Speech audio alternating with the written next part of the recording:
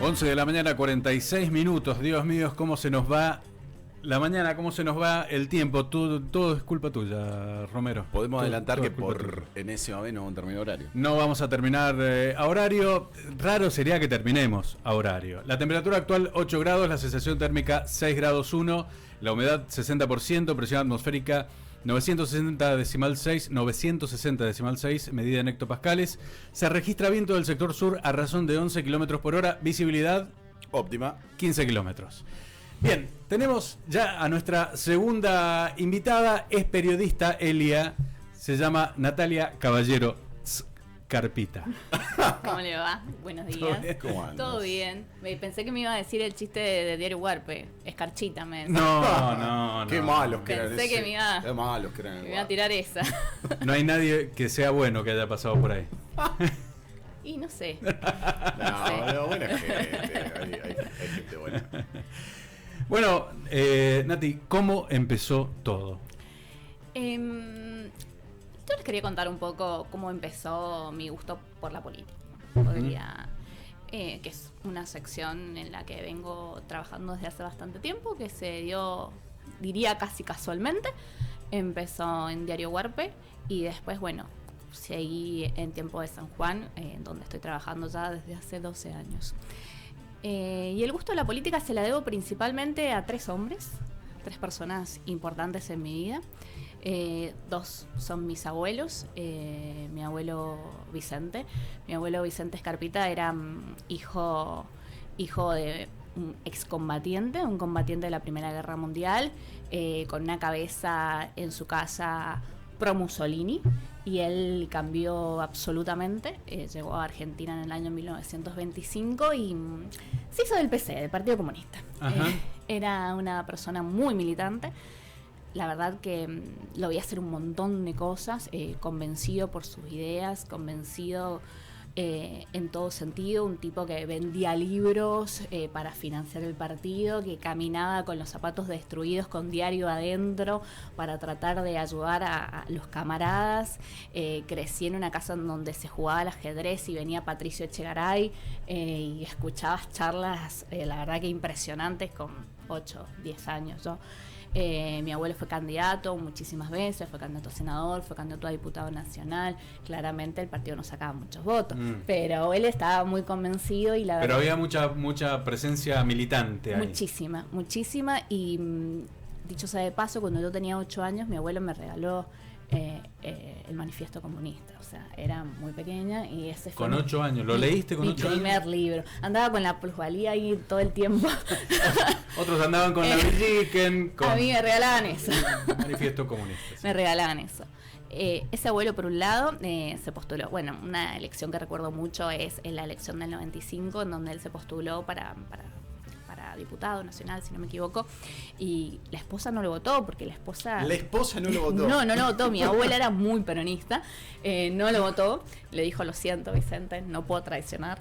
No lo votó. Le hubiera podido mentir. Y yo estaba re enojada y decía: no, ¿cómo puede ser que en esta casa nadie tenga nervios? Ni mi propio abuelo, claramente. La verdad que sí, crecí con todo ese movimiento en esa casa. Después mi abuelo paterno, una persona muy culta, una persona peronista convencido, una persona del culto del vivir bien, ¿no? Básicamente desde ese lugar, una persona que veía muchísimos programas de política. En mi casa siempre se habló de política también, debatíamos, él se ponía... Era tema de conversación en la mesa. Todo el tiempo, programas de televisión, Grondona con 6, 7 años, eso me gustaba. Bueno, hay mucho que hemos... Revoleaban ravioles, porque... Hay mucho que hemos crecido, bueno, ustedes son más chicos, pero...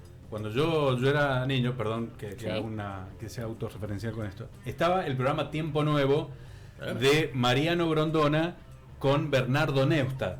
Claro. Sí. Los nenes. Bueno, y habían casas donde en esa época era el televisor. La noche, era un clásico. Claro. La noche, claro. Y se paraba todo y el mundo veía eso. Y era la hora de la comida quizás y estabas comiendo viendo eso. Eso pasaba en mi casa. Y siempre pasó. Y después mi papá el hijo del peronista, salió zurdito, súper zurdito, y mi papá tuvo como una vinculación como más revolucionaria, podría decirse, a la política. Claramente nació en el 57, entonces su desarrollo adolescente y juvenil fue en los 70. Mi papá no son de acá, son de Buenos Aires, así que tuvo mucha vinculación con la militancia. Uno de sus mejores amigos desapareció, es un desaparecido, y siempre estuvo vinculado a ese espectro más revolucionario, digamos, de la política. Escuchaba Cafrune y todo ese tipo de cosas, y bueno, era como prácticamente imposible que no me terminara gustando ese mundo. Pero ¿te gustó la política desde el lado periodístico? ¿Te hubiera podido gustar la política? Iniciarte en un partido, no sé si alguna vez terminaste, no, o fuiste a algún partido. No, porque hay una cosa puntual que también es como empezó todo, y tiene que ver con un programa que vos, Mario, seguramente también creciste con eso de chico. Estamos hablando de La Nata, Sí. Día D, y creo que esa fue como algo que me hizo atraer desde el lado de cómo contamos esto, cómo podemos contarnos. Cómo Es La Nata muy distinto a La Nata de hoy. Sí, nada que ver. Y me gustó muchísimo, y mi papá me compraban Página 12 en mi casa, y bueno, leía Página 12, y me resultaba como un mundo más atractivo el contar. De igual modo, hasta ese momento no pensaba ser periodista, pero me parecía más seductor contarlo. Y era un La Nata también que estabas rodeado con un equipo. Estaba Ernesto Tenenbaum, estaba Marcelo Slotoviazda, Sí. estaba Roman Lechman. Digo, tenía un equipo de periodistas también que después cada uno fue por su lado, fue haciendo lo suyo, pero que son todos destacados, o que lo fueron. Bueno, Slotoviazda falleció, pero cada uno se fue haciendo fuerte en lo suyo, pero eran todos jugadores de primera. Impresionante, la verdad que me resultaba atractivo cómo contaban, y el detrás de escena, ¿no? Que quizás era lo que yo nunca podía ver. Yo podía ver como la cocina, pero una cosa es la cocina de cómo se hace dentro de la militancia, como pasaba con mi abuelo, qué sé yo, obviamente más chiquito, pues estamos hablando del PC, pero no era el contar eso que se veía, contar ese detrás de escena. Eso me resultaba como muy atractivo. Y porque uno, cuando se mete en el periodismo, también empieza a ver lo que es la rosca en la política, que es todo aquello por ahí que la gente no ve, que a veces se cuenta en los medios y otras veces no. ¿Cómo te llevas con esa parte de la política? ¿Dónde, para llegar a un acuerdo, más de uno, como se dice por ahí, se trae un sapo con salsa golf? ¿Cómo pasó en la elección, por ejemplo, o la definición en el peronismo local? ¿Cómo te llevas con esa parte de la política? ¿O la entendés como parte del mundillo? Parte del juego, pero no es... me seduce, pero nunca me dejo de llevar 100% por eso. Es como parte del juego, y en el que hay que despegarse. Yo intento siempre despegarme, y siempre hacerme como un par de preguntas. ¿Por qué tal persona me dice tal cosa? ¿Por qué tal persona hace tal cosa? ¿Y por qué tal persona decidió contar tal cosa? Y básicamente como esas 3 preguntas son las que me permiten ir tratando de dirimir los por qué, y evitar de esa manera, en lo posible, ¿no? Caer con alguna operación de la Claro que yo que no me entere, en la que me quieran hacer caer. Y la verdad que sí, es un trabajo que al principio te comes muchísimas, que yo estoy hablando de cuando arranqué, tenía 20 años, obvio. Así que por ahí te llaman, te dan un dato, vos lo das Y vos por decís, cierto, y uy, decís, lo que vamos para tengo, por Dios.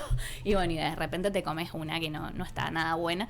Y bueno, y ese tipo de preguntas son las que me permitieron tratar de salir un poco del juego, que entiendo que es de ellos.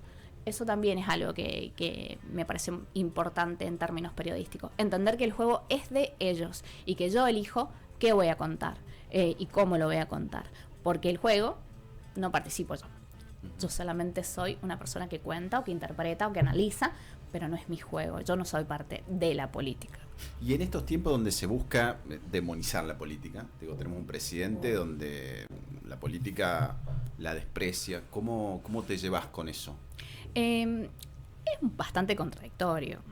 que el presidente desprecie la política, porque cada vez hace más uso de todas las herramientas políticas. Se puede ver desde el arranque de las negociaciones con las provincias, en darse cuenta que quizás no era cerrar la puerta de una, sino abrir la puerta hacia nuevas negociaciones. Pensemos lo que pasó con las obras. Pero él juega político malo, o a policía malo en realidad, y después está Francos que hace el trabajito de entendimiento. Y sí, pero para alguien que trata de entender un poco eso, que trata de entender el panorama completo, te das cuenta que no es una persona que desprecia la política, porque sin política es imposible ser presidente.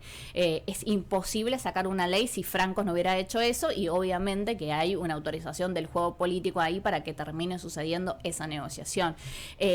Hace de policía malo porque rinde en este momento, o sea, rinde la polarización. No solamente es un panorama argentino, es un panorama mundial. Todo es sí o no, vacunas sí o no, pensemos en la pandemia, encierro sí o no. Y ahora creo que el debate para las próximas elecciones va a ser Milei sí o no. Anteriormente era Cristina sí o no, kirchnerismo sí o no. Y en ese juego de polarización creo que le sirvió muchísimo hacer de policía malo con la política, a pesar de que ha utilizado todas las herramientas posibles para estar en el lugar en el que está. Y bueno, pensemos en el último pacto previo ahí al balotaje con Juntos por el Cambio. Eso es un movimiento político totalmente. Desde tu mirada, ¿entendés que un fenómeno como Milei haya porque a ver, todo lo veíamos como algo simpático, con chance, pero decíamos, no, en un momento la gente va a votar probablemente lo malo conocido, por Massa, por no sé si Larreta, Burrich y demás, pero votó por Milei, algo que no lo esperaba nadie. ¿Entendés el fenómeno?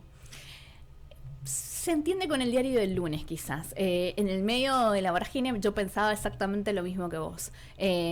Pensaba que no era tan posible que llegara a la presidencia Milei. Evidentemente había cosas que no terminaba entendiendo, porque la realidad me pegó una cachetada y demostró que no era así. Pero con el diario del lunes sí se entiende por múltiples problemas de arrastre que tenemos los argentinos. No solamente hablemos de pobreza, sino entiendo yo esa sensación de hartazgo que tiene que ver con el sentirte fuera del acceso del Estado en términos de asistencia, en términos de oportunidades, en términos de chances de vivir mejor. Desde hace mucho tiempo los argentinos sentimos que no estamos teniendo posibilidades de vivir mejor, sino que estamos sobreviviendo. Y ante todo ese panorama de hartazgo aparece un mecenas, una persona que te promete terminar con el privilegio de un grupo muy reducido, y la verdad que sí se termina entendiendo, pero bueno, con ese diario del lunes. Yo en el momento, la verdad, no la veía venir de la manera que terminó sucediendo. No tuve un análisis con la suficiente claridad, y a veces uno se encierra, ¿no? Uh-huh. Se encierra con gente que piensa parecido a uno, que tiene análisis similares a uno, y bueno, eso también fue una enseñanza de esta elección pasada, tratar de mirar con mayor amplitud para entender los fenómenos. Que la gente probablemente cada vez menos, porque algunas encuestas muestran ya una pequeña caída en ese apoyo a la gestión de Milei, pero sigue siendo alto, que sigue aguantando, porque muchos decían, bueno, la devaluación, el ajuste, pero muchos decían, bueno, pero como venga el tarifazo, ya la gente le va, como decía Ringo Buenavena, entras al ring, te sacan hasta el banquito. ¿Entendés que hay un aguante tan fuerte con las condiciones donde mucha gente la está pasando muy mal? ¿O es tanto mirar lo de Alberto, mirar los últimos 8 años que no fueron buenos, ¿sí? Probablemente Macri y Alberto fueron años malos, que haya tanto aguante en un momento donde hay mucha gente que la pasa mal? Creo que se conjugan varias cosas. Una tiene que ver con la fe, y la profesión de fe no se puede medir. Uno nunca sabe cuándo la fe se termina. Puede ser por algo muy pequeñito que quizás no tiene que ver con pasar por Energía San Juan, Naturgy, y ver de repente colas de gente que la ves con cara realmente de desesperación porque no sabe cómo hacer para pagar una factura de luz que viene a 96 lucas y cobran 270 de jubilación mínima. Uh-huh. Y lo ves. Pero la fe y la esperanza en pensar que algo mejor puede venir, o que estás haciendo un sacrificio en pos de conseguir un objetivo, que eso también tiene que ver con una filosofía cada vez más extendida, y que trasciende inclusive lo que sucede en nuestro país, sino que es esta filosofía de esforzate muchísimo para conseguir tal cosa y conseguir tu mejor versión haciendo tales y cuales cosas. Bueno, creo que también tiene que ver con todo eso y la fe no se puede medir, entonces uno nunca sabe en qué momento se corta ese apoyo. Y también esa fe cimentada en años muy malos, en años de exclusión para muchos y de cada vez más excluidos, y que no tienen tampoco representación del otro lado. ¿Qué me proponen del otro lado? ¿Hay alguien que me proponga algo? No hay tampoco propuesta del otro lado. La propuesta hoy es, ¿cambiamos o seguimos con el modelo empobrecedor kirchnerista, digamos, desde el mileísmo? Desde el discurso, sí. Exacto, desde lo discursivo y simbólico. Lo charlamos mucho. El peronismo tiene que reconvertirse en algo. Está claro que si sigue más kirchnerizado probablemente no encuentre una salida, porque está muy demonizado aquello. Igual nunca hay que dar por muerto nada, más en el peronismo y en el kirchnerismo, pero ¿hacia dónde crees que se va a reconvertir o hacia dónde crees que tiene que ir el peronismo, que parece la única alternativa? Porque el macrismo, Juntos por el Cambio, más o menos conviene lo mismo, hay una cuestión de si acelero más o acelero menos, que alguna vez lo explicó eso Macri. ¿Qué tiene que pasar con el peronismo para que sea competitivo? Porque da la impresión que hoy está primero con sus quilombos internos. Sí, primero, resolver eso y despertarse fundamentalmente y ver para qué propuesta tienen para darle a los argentinos. Hasta ahora no hay propuesta. Hasta ahora para mí hay lío interno, nada más, y dimes y diretes. Es más, Milei eligió una enemiga que creo que le conviene muchísimo, porque continúa con ese esquema de polarización que se ve en todo.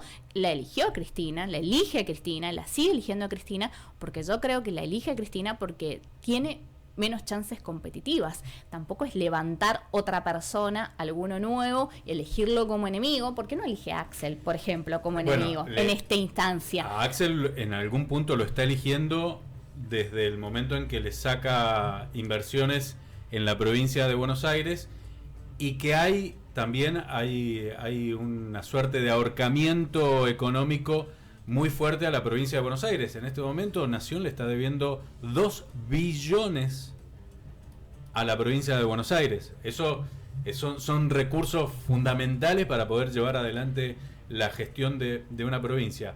Ahora, con el tema de Cristina, es evidente que si elegís de enemiga a una persona que no se va a volver a presentar, que ya lo ha anticipado cantidad de veces, que no se va a presentar, estás eligiendo de enemigo al más fácil.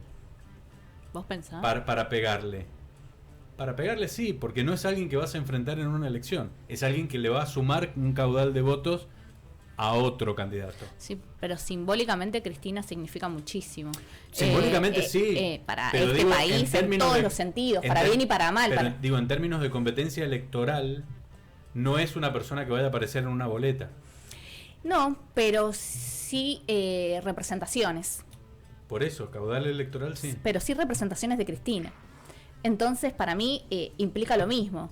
Digamos, implica elegir una persona que ha desarrollado y que ha generado un semillero enorme de dirigentes, que los dirigentes peronistas en términos generales que están en Provincia de Buenos Aires, por ejemplo, que son muy competitivos, vienen del riñón cristinista, independientemente que ahora tengan chispazos o no tengan chispazos. Hablemos del gabinete, de Axel en general, que sí hay chispazos, pero independientemente de eso, es su riñón. Pegarle a Cristina también es pegarle a Axel en algún término. Y con respecto a lo de la asfixia, sí, es obvio, es así, pero no es el enemigo público.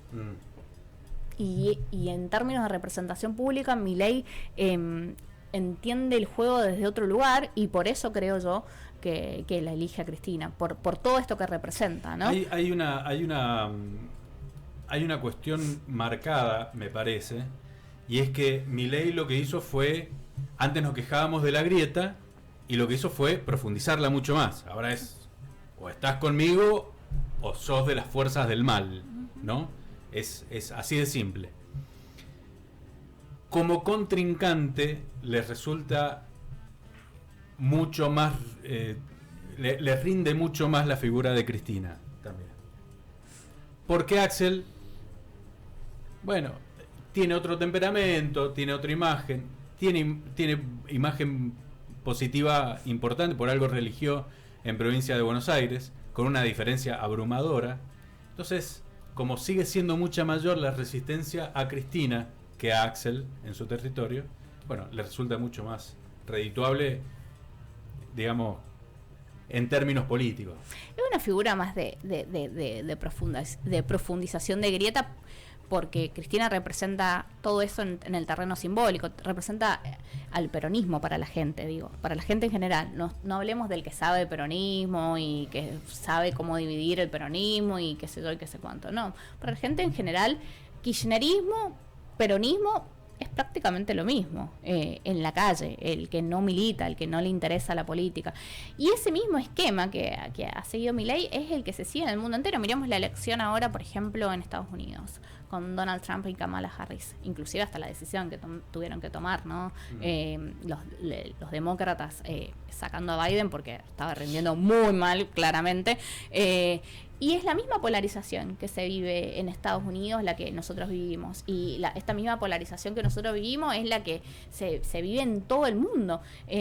No se escapa de ese esquema, y creo que los que entendieron eso fueron los analistas y todo el arco que acompaña a Milei, y que lo supo aprovechar muy bien, porque hasta ahora no salimos de la trampa de la pelea de polarización, sea el tema que sea, Lali sí, Lali no, lo que sea. Sí. No salimos de esa. Es permanente, es una grieta permanente. Pero además porque las avenidas del medio, los Larreta, que eran aquellos que quiero cambiar pero no tanto, no era Milei, no era el peronismo, no han funcionado, o sea, han fracasado, y eso que tuvieron toda la estructura y la plata.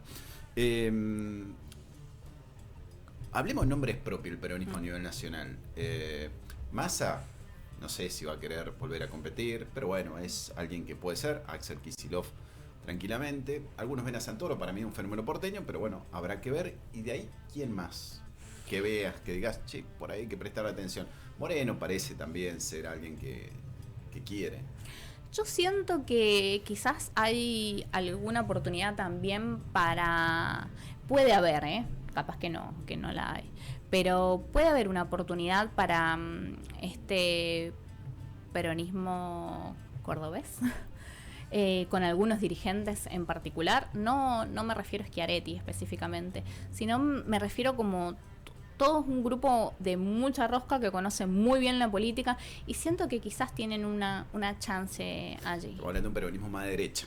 Yo creo que sí. Que me parece que es un camino que el peronismo tiene que transitar, o al menos explorar. Yo creo que puede haber ahí algo. Bueno, y obviamente Axel, que lo hemos mencionado anteriormente, va a tener que decidirlo, y también vamos a tener que ver qué es lo que termina sucediendo con Axel y el kirchnerismo más duro, el núcleo más duro de la cámpora, que claro. Eso es clave en términos de futuro político para Axel. Bueno, nos metemos en líos locales. Acá el peronismo también tuvo su cimbronazo, perdió, un poco arrastrado por lo nacional, un poco por mala praxis de Sergio Uñac, eso hay que decirlo, porque varios dirigentes peronistas también lo han dicho. Y hay como una idea de que el peronismo tiene que buscar nuevas figuras para ser competitivo. Suponiendo que Gioja, por una cuestión de edad, ya hay que contarlo más como la visión del estadista que como un candidato. Un Sergio Uñac, que claramente no es el Sergio Uñac que mide como medía antes. Muchos dicen Andino, dicen Gramajo. Bueno, Baistrón sacó los pies del plato. Es un peronismo cordobés el que está explorando él. ¿Y es por ahí o hay alguien más? Munizaga. Sí. Creo que para las próximas elecciones, o sea, para No 2027. Sí, 2027. Algunos de estos que hemos nombrado se van a presentar. Pero mirando, 2025. 25, las legislativas. Mirando 2027, ya donde va a haber que tener un candidato a gobernador del peronismo. Y creo que va a tener que ver muchísimo con lo que suceda en el 2025, porque creo que el 2025 va a ser un poco ordenador dentro del peronismo con las elecciones. Si hay paso y terminan postulándose como las vertientes de cada uno de ellos, es decir, de Andino por un lado como vertiente, y también representación con fuerte espaldarazo de Uñac peñaquismo, si vemos una representación del giojismo allí compitiendo, si vemos a Gramajo que se la juega, que seguramente se la va a terminar jugando, porque también recordemos que fue intendente, pero ya va a haber sido intendente después de 2 años. No es lo mismo que tu esposa está al frente del municipio, como capitalizar esa cosecha de votos y de apoyos. Y creo que esa elección va a terminar siendo clave a la hora de definir quién puede seguir en esa carrera, pero la legitimación la va a terminar dando sí o sí la gente. La gente va a elegir. Quizás ni siquiera tenga que ver con alguno de los nombres con los que nosotros venimos pensando, sino que a veces te surge alguien disruptivo. Bueno, surgió... ¿Qué? No sé, no tengo un nombre, pero estoy pensando... Munizaga, yo creo que esta es una opinión, se almorzaría la cena si piensa en 4 años de gestión ir por una gobernación. Yo lo guardaría porque me parece que es un dirigente interesante. Además es joven. Es joven, pero después, yo no me imagino después de Andino, Gramajo, supongamos Cuñac, tenga alguna intención y le den los números. No, ojalá apareciera, alguien que capitalice. Nos sorprendan, pero yo creo que lo dije, no me acuerdo quién lo dijo acá, lo de Baistrocchi. Yo creo que es una mirada que el peronismo tiene que dar. Por ahí no sé si es Baistrocchi el que lo represente, pero esto que veníamos diciendo, tal vez una mirada distinta al peronismo, sacar el kirchnerismo o hablar menos del kirchnerismo por adentro. Yo no sé si la nueva conducción lo representa, para mí no. Si está Seba es kirchnerismo, si está Juan Carlos Facundo Quiroga Moyano también es kirchnerismo, parece que es pescar más o menos en la misma pileta. Pero no se me ocurre ningún otro.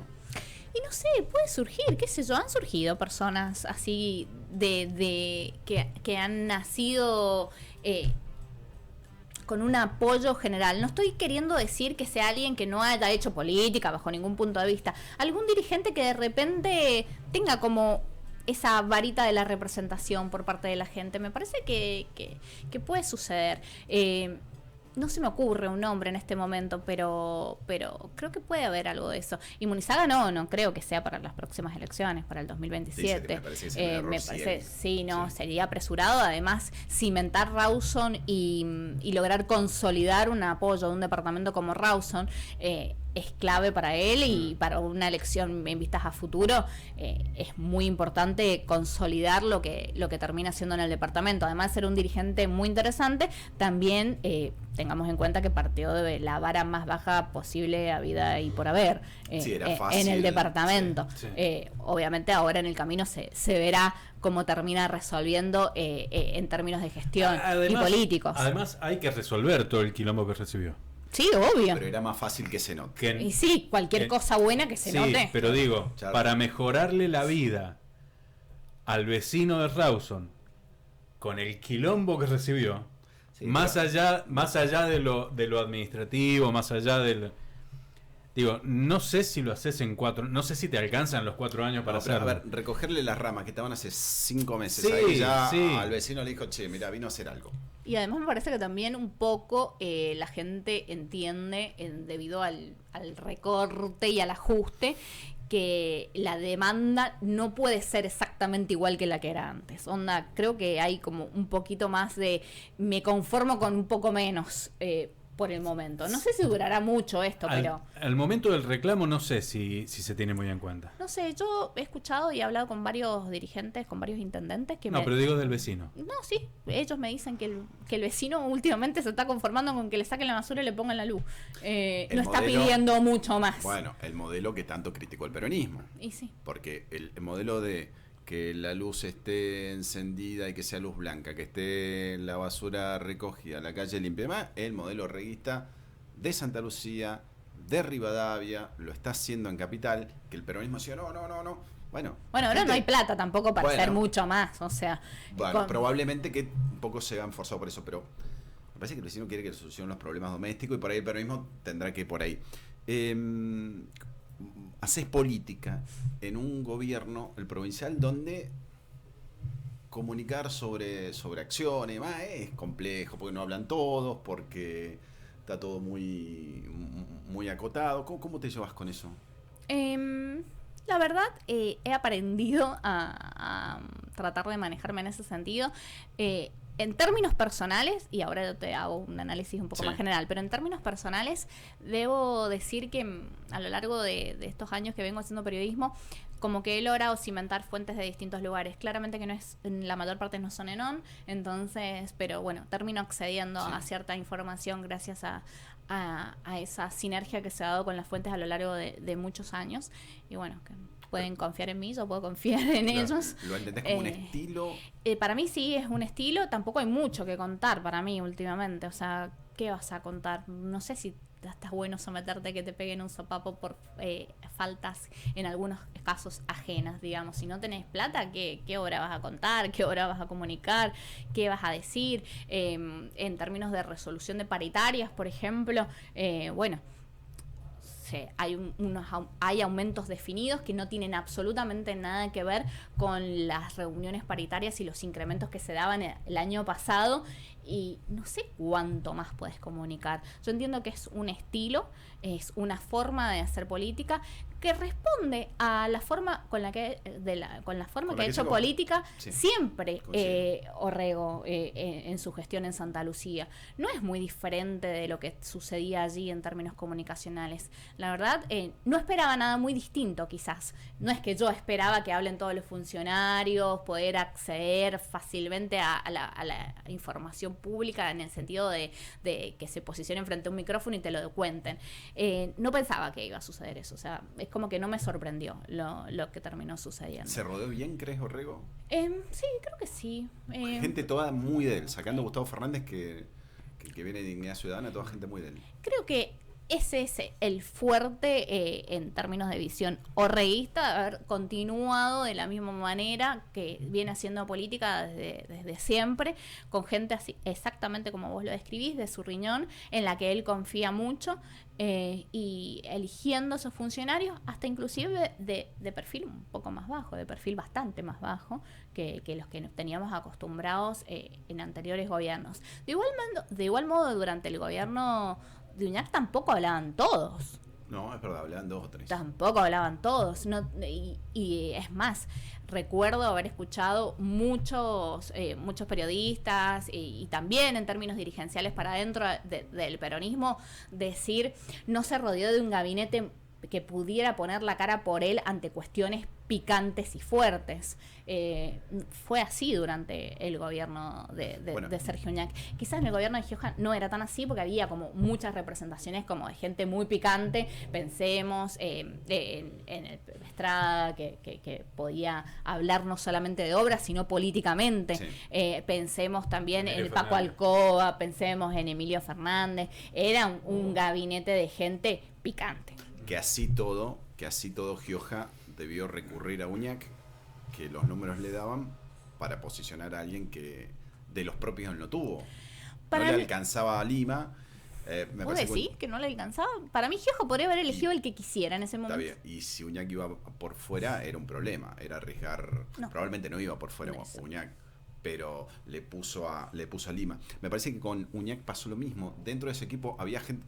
Yo reconozco me acordé, Marisa López, que me parece de lo mejor que tenía para comunicar y en su expertise, pero no logró nadie posicionar y tuvo que elegir al hermano o tuvo que... No tuvo que elegir al hermano. Bueno, eligió al hermano. Lo eligió porque quiso. Bueno, porque no confiaba en nadie. Podrías haber puesto a otro. Sí, Andino. Pero digo, no terminó armando en su equipo a alguien que tenga capital político y de interés para la gente. Y bueno, ese terminó siendo el síntoma final con las elecciones pasadas. También hay dentro de la política esta mirada continua y constante de desconfianza en términos dirigenciales. ¿A quién elijo que siga sosteniendo el proyecto que yo armé y que yo hice? Y bueno, eso termina pasándote factura.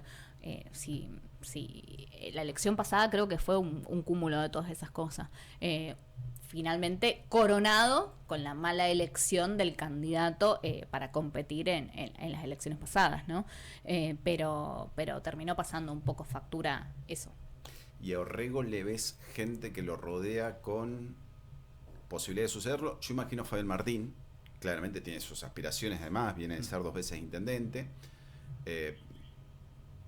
porque Orrego uno se imagina el hermano, pero probablemente se arriesgue a aquello que hizo Gioja en su momento con sus hermanos, a lo que hizo Uñac con su hermano, y es algo, como decís, la tiene que pensar más de 2 veces. Si encuentran a alguien alrededor que no sea Fabián Martín, que vos le veas, aquí hay algo interesante para sucederlo, para buscar sucesión en eso. Yo creo que Orrego también elegiría a alguien así de su estrecha confianza. Ajá. Y no sé si saldría mucho más de su hermano. De Canque Orrego. Sí. Algunos lo ven Arriesgándose a ser comparado con Sergio y la elección de Rubén como candidato a gobernador. Sí, pero hay una diferencia ahí, para mí. Y es que el hermano de Orrego es intendente en Santa Lucía. Bueno, y pero conserva Rubén buenos Rubén números. Uñac fue vicegobernador, fue senador. Sí, senador, pero como senador no lo escuchamos hablar. Sí, era un buen tipo que no quería ser. No quería ser candidato a gobernador, Rubén. No era una persona que tenía un perfil dentro de la gestión Siempre ha sido de perfil para el bajo. afuera. No Siempre ha sido de estoy perfil diciendo que no bajo. haya sido un armador, no estoy diciendo que no haya sido una persona de confianza de Sergio Uñac, no estoy diciendo que no haya sido una persona importante dentro de los armados políticos, una persona que recuerdo yo trajo a muchísimos dirigentes para generar ciertos acercamientos. Estamos hablando, qué sé yo, por ejemplo, de Anabel Fernández Sagasti. Recuerdo conferencias de prensa hechas con ella, con Juliana de Tulio, tratando de acercar las piezas allí para el armado. Eso no lo estoy desconociendo, pero no era una persona que viniera de la gestión y que haya tenido un perfil más o menos levantado, al menos durante los últimos 6 años. Al menos yo y en tiempo de San Juan nunca tuvimos una nota con ningún senador en la gestión pasada. Así. Nunca.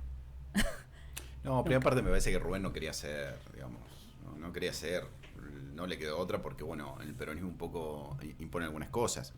Pero bueno, aquella mala praxis de Uñac comienza a final del 2021 con el tema del CIPAD, su idea de ir a la después elegir a su hermano. Creo que es tensar mucho la cuerda. Sí, o sea, claro. Vas tensando hasta que un momento... En un contexto nacional dinamitado en el tema de inflación, creo que fue una serie de cosas, pero hubo mucho de mala praxis allí, me parece que en eso. ¿Cómo te llevaste con Gioja, Uñac y Orrego a la hora de encontrar información, del trato, de esa sinergia que tiene que haber periodista-gobernador? Con José Luis Gioja estaba empezando, o sea, era chica. Empecé chica, pero digamos como que con tantas gestiones terminé. Yo tenía como 30 cuando terminó la última gestión. Fueron 12 años. Exacto. Como que arranqué y nunca paraba. O sea, Ya estaba yendo al ANSES. y seguía. Dije, ¿cómo tengo que hacer el trámite para la jubilación? La verdad que se dio un buen acceso en términos de información. Era más sencillo. Sí, era más sencillo y también era más fácil sus funcionarios. No estoy diciendo que ellos hayan sido más fáciles. O sea, No, he recibido definitivamente llamadas computeadas. ¿Qué publicás? ¿Qué haces esto? ¿Qué lo otro? ¿Qué sé yo? ¿Qué sé cuánto? Y lo entendía dentro del juego. Pero sí podías hablar con un ministro Más y no accesible. era algo muy complejo, Exacto, exactamente. más accesible. Era mucho más accesible, además era un perfil muy alto. También recordemos que era un momento en el que estaba bueno mostrar, porque había un montón de cosas Sí, para seguro, mostrar. claro. Entonces tenías un día 3 ministros en 3 actos absolutamente diferentes y que te hablaban de política, que te hablaban de anuncios, de proyectos, de iniciativas, de gestión, de Cristina.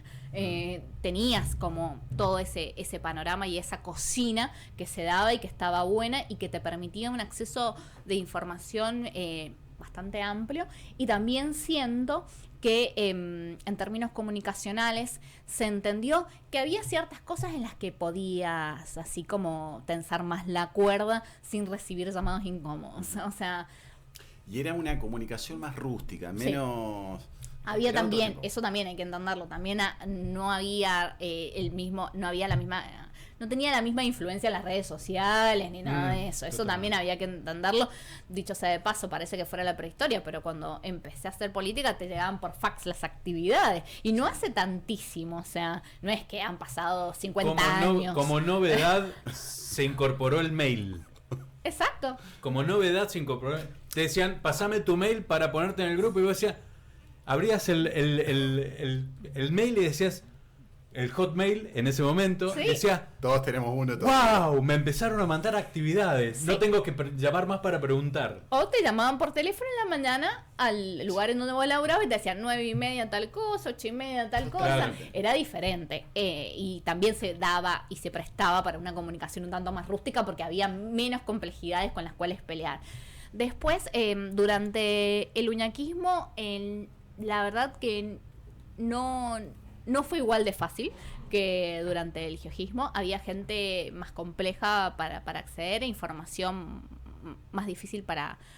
y también siento como que siempre se elige, ¿no? Siempre se elige por dónde vas a generar la mayor parte de publicación de tus anuncios, de las cosas que vas a hacer. Y creo como que estuvo bastante direccionado, que hubo una elección clara en términos de publicación de anuncios, de información. Y bueno, entonces era como una cancha un poco más corrida para nosotros, para mí, en tiempo de San Juan. Y yo sí lo sentí así, porque fue más difícil.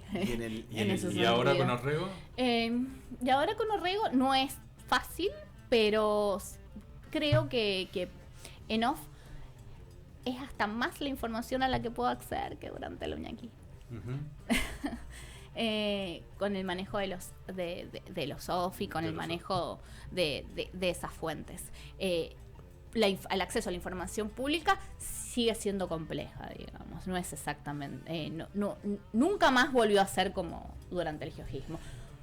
Te cambio de tema. La escritura. Yes.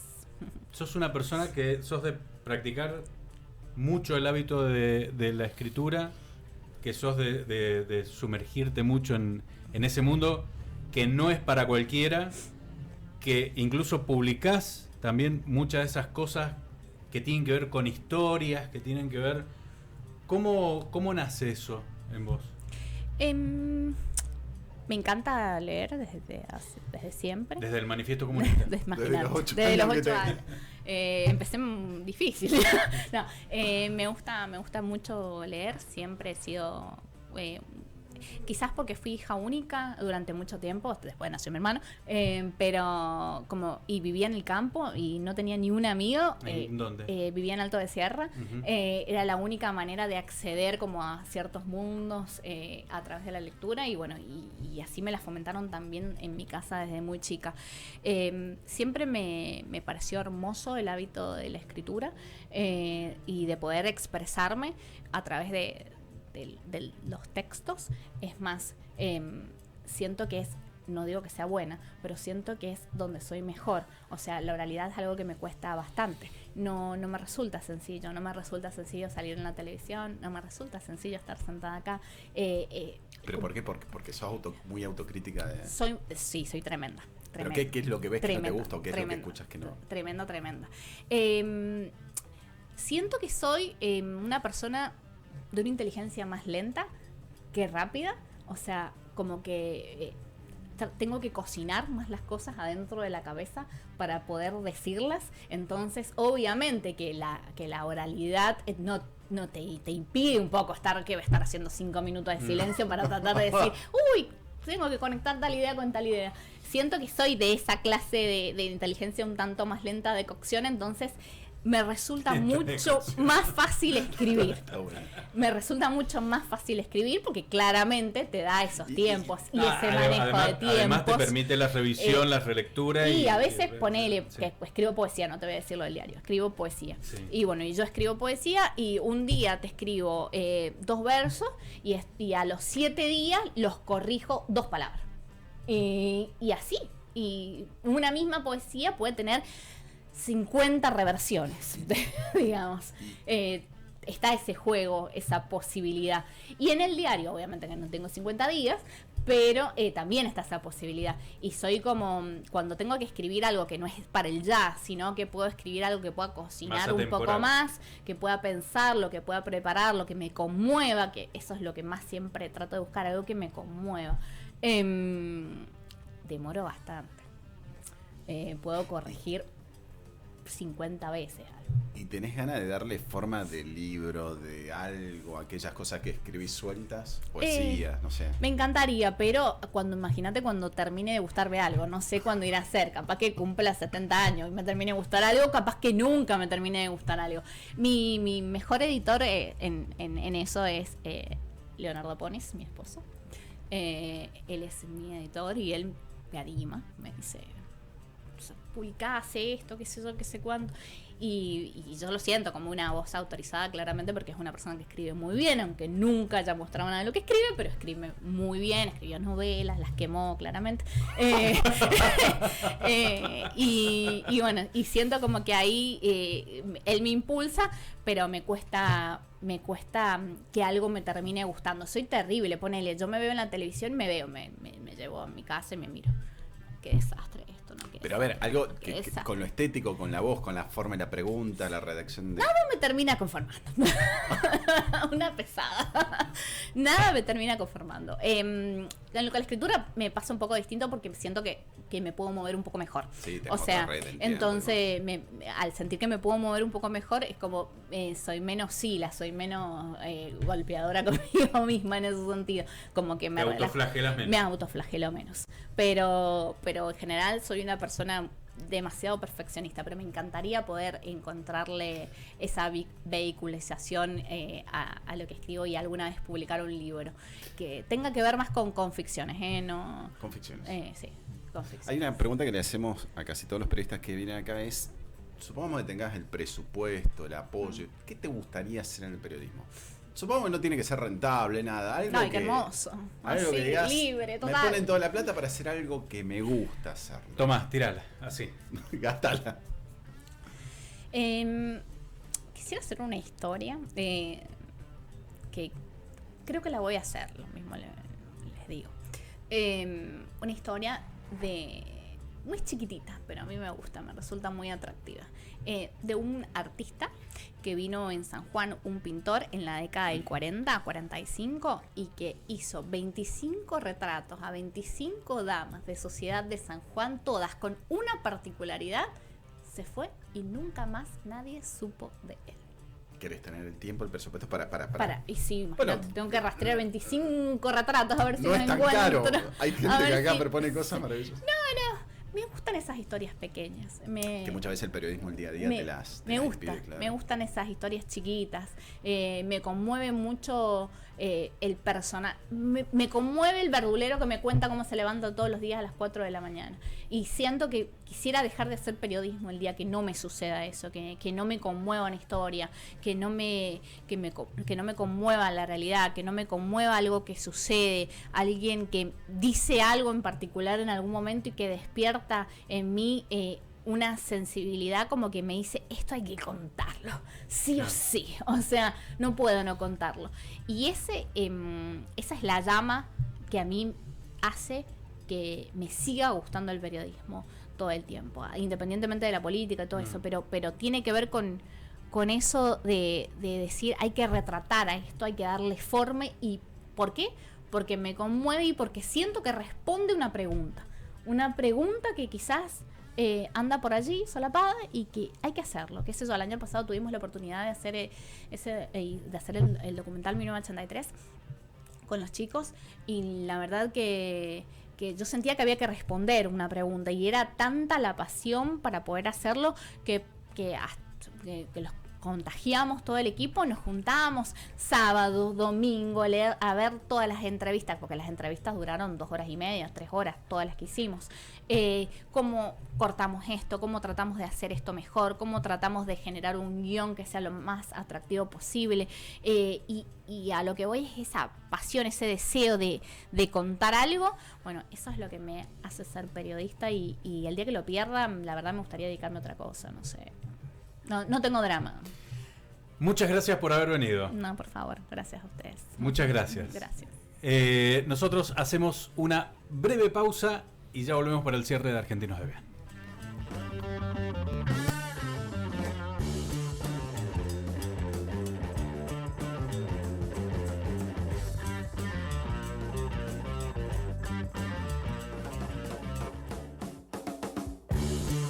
Argentinos de Bien. Leonardo Muro, Mario Romero. Mario Romero, Leonardo Muro.